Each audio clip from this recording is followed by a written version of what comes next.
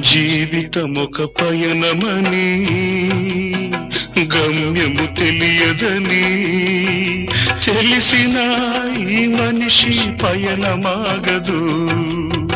జననం ధర్మమని మరణం కర్మమని తెలిసిన జనన మరణ చక్రమాగదు.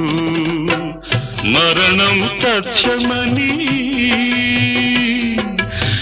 ఏ జీవికి తప్పదని తెలిసిన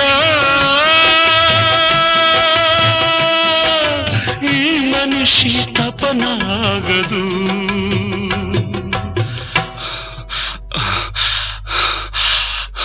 ఈ బ్రతుకు తపనాగదు.